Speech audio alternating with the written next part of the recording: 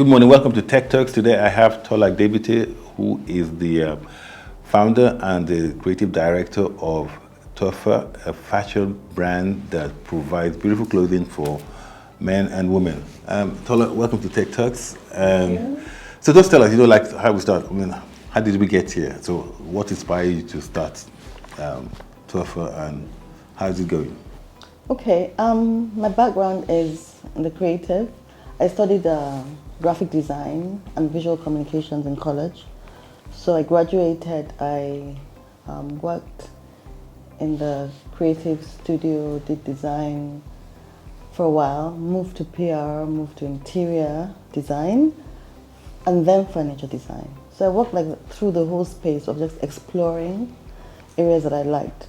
But I was in furniture for 5 to 6 years, and I just wasn't fulfilled because I was doing interior, I was doing furniture design, and I realized I wanted a change, and I couldn't figure out what it was. So I took a break. And all my life, I realized I've been sketching clothing as a child up until I had loads of books, but I never thought of it as anything until I decided that maybe I should just one day try and make one outfit and see how that goes. So then I did.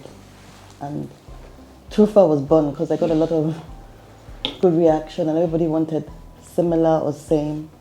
So I decided to explore that side for me. So tell me, what makes I mean, fashion industry is a very competitive industry. You're competing with local, you're competing with foreign names, and especially I think the market segment in which you're focusing on is actually highly competitive. So what makes Turfah different? I think Turfah just makes a bit of a bolder statement with color, with shapes. It's very modern and also a little bit retro. So when you see someone in Turfah, they immediately just stand out, no matter where they are, and people are curious. So you don't. So do I see Turfah and say that might be a Turfah? I don't have to see one big logo that we see these days that prevents me from actually buying a dress that I like, but Yeah. No, we make statements, bold statements with color, with structure, and very modern. So it's something that you will identify as either you know it or you wonder what is it. In terms of success, it must be. How do you create awareness for? How do you create awareness?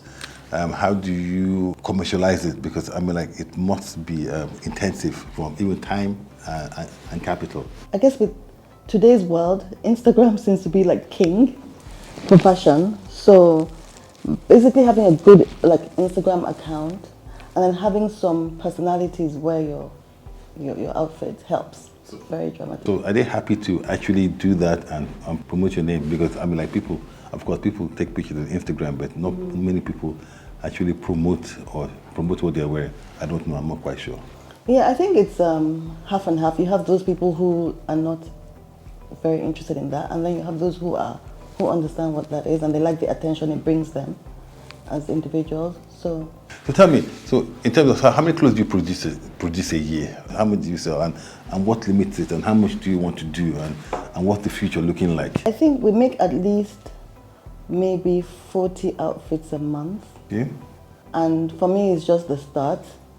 I'm trying to do a lot more. So I've recently expanded my production, added more tailors, added more machines. So we're doing it gradually. Yeah.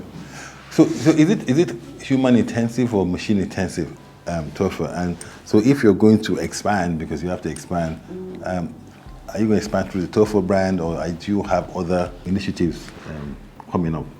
Yes, it's both human and machine. I don't know. It's half and half. So for expansion, you need to get more people and more machines. I think the most challenging is getting actually bigger space that costs a lot more. And as for my growth strategy, I've introduced a diffusion line called Oka. Okay. This is targeted towards the more mass market because I find that there's a lot of interest as well, especially amongst young people who like the brand, who wish to wear it, but they can't afford it. So I came up with a brand, Oka, which I'm about to launch early next year, but it's... Congratulations. Thank you. So we're testing it out now, so it's being sold. So having some people wear it out to create awareness. And the response is really good. So that's where I think we'll get a bigger reach. Which medium? So is it going to be the same way you sell Turfah that you're going to sell Oka, or are you going to go online for that? Oh, definitely online. How are you going to deal with demand? Because like once you're online, so that's how are you going to ensure that your supply meets with demand? Because it's a completely different animal from the people like that close set of customers that you have that you can deal with 40 dresses per month. How do you deal with that? Yeah, so in the past 6 months we've been expanding back production. So getting new people, more machines obviously, and also getting courier services signed up. So for that logistic for delivery? The logistics part. Okay. And yeah, so we're kind of prepared. That's why we're waiting this long to launch. So I'm going to ask a question. Is there anything that can be done, do you think, from a Nigerian perspective, that would help facilitate the fashion industry in Nigeria? And what are the limitations for you as a business in Nigeria versus if your business was situated somewhere in a developed Western world? I don't know. I just think that maybe technology, I don't know whether the target market has the access to technology as they should. I mean, I don't know. But I think that with that would help. Also, I think maybe there's a bigger market outside of Nigeria just because of spending power generally. So the challenge for Oka is to try and get the price point right. Because really that's the issue. I think we have the people that want it. It's just a matter of what can they afford. And because it's a bit challenging these days in Nigeria. So it's just finding a way to make it more affordable and also to be aspirational, because I'm not a big fan of fast fashion, which is what is dominating the fashion world, especially in Nigeria, where people buy very cheap things and it's sort of disposable.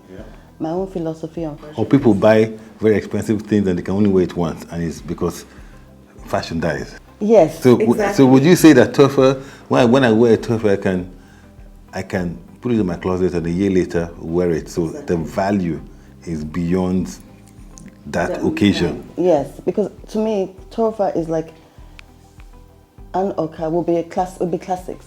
They're cool. They have like a hint of what's going on today, but it's also like something that would stand the test of time. Test of time. Yes. So that's the whole philosophy, and that's why we also pick fabrics that are quality fabrics.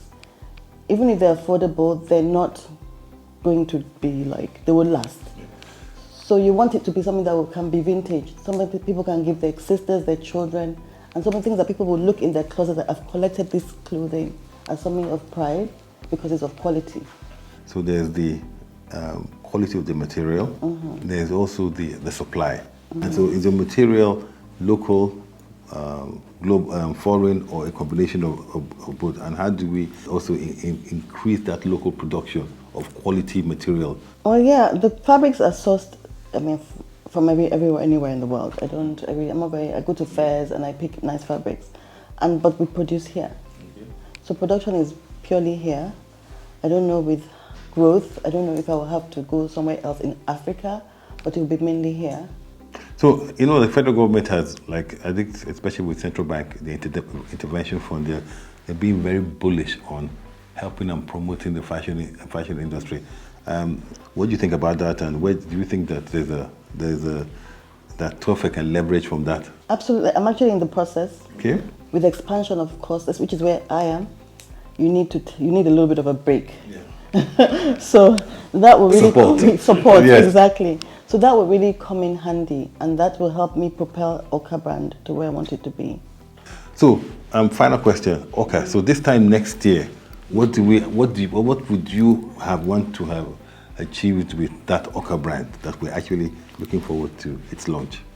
First, I'd like to create a lot of awareness from now. Oka target market is very young, very cool.